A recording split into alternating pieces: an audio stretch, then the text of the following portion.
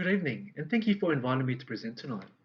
My name is Jay Anniversario, and tonight I will be presenting a proposal for the introduction of a new business model for Menulog delivery drivers, transitioning from independent contractors to full-time employees. This will also include statements and arguments with evidence to support claims, recommendations, and implementation processes. Firstly, who are Menulog? Menulog provides food delivery services across Australia and New Zealand and was founded in 2006. Menulog has partnered with many restaurants and business chains across Australia, with riders and drivers delivering to 87% of Australian delivery addresses. The practice chosen derives from Ryan's, Colbert and Brown, HR professionals' beliefs about effective human resource practice analysis, stating that new companies have a better chance of surviving if all employees receive incentives based on an organisation-wide performance.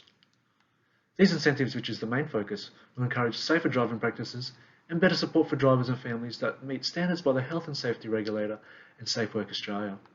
This presentation's purpose is to submit a proposal to trial 1,000 delivery drivers as full-time Menulog employees for 1 year. Why is this proposal relevant? There has been widespread media this year highlighting delivery driver fatalities in Australia, in particular with Uber Eats drivers. Uber is the second largest employer in Australia, so it is fitting that we discuss the issue of delivery driver rights and the effects of the gig economy in Australia. According to Healy, Nicholson and Prekaric, the gig economy are jobs that are in-demand services and commerce.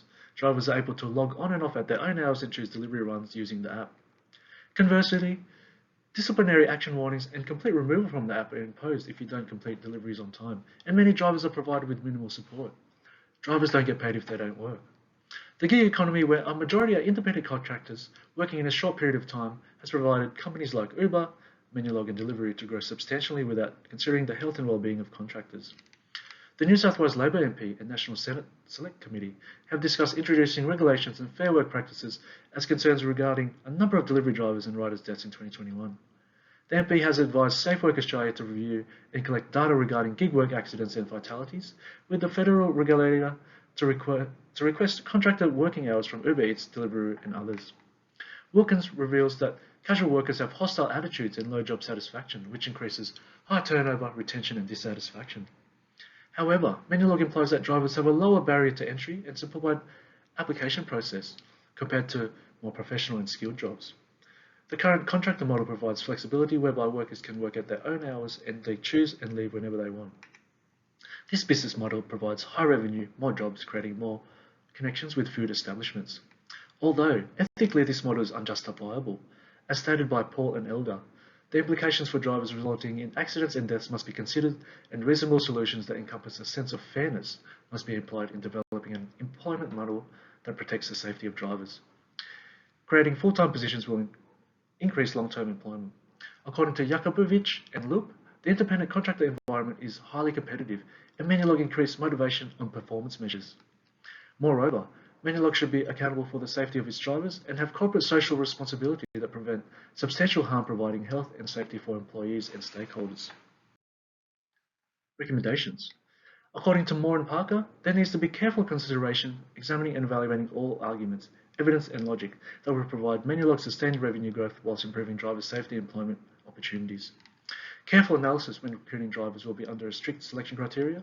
Drivers will be provided with a salary-based income which contains hourly wage increase to $25 an hour in line with Fair Work Ombudsman 2021, leave entitlements including annual and sick leave and parental leave, insurance, superannuation, healthcare benefits and GP subsidies, vehicle benefits, discounts, uniform provided, drivers will be supervised by a manager based in city location, and compensation and benefit packages. Implementation. Strict recruitment requirements will be in place and administered by HR Resource Manager Natalie Brooke, Director of Delivery Stephen Teo, and management working together to establish recruitment processes with selection criteria for drivers to fill out to obtain full-time status. It is implied that drivers are subject to a strict recruitment process involving online application screening, where applicants can apply online using Menulog website, seek.com.au and social media applications such as Facebook, Instagram, selection criteria to complete it online, resume checks, visa and ability to work in Australia checks, thorough background and security checks, residency and working status in Australia, HR and management to grade and choose suitable drivers scored against criteria, whereby interviews will be conducted with a panel of 3, vehicle registration and car roadworthy checks done on a 6-monthly basis, driver health checks, drivers must pass minimum health criteria, quarterly performance reviews, training, and fortnightly meetings administered virtually, online, or face-to-face depending on COVID restrictions. Conclusion. Manual drivers are subject to scrutiny on a daily basis to perform work that is underpaid and sometimes below minimum wage in Australia, and deliveries completed within strict time constraints. This trial will provide guidance and answers to whether the transition to delivery drivers to full-time employment is feasible for the future.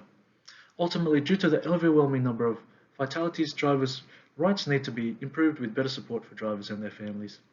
Thank you for listening.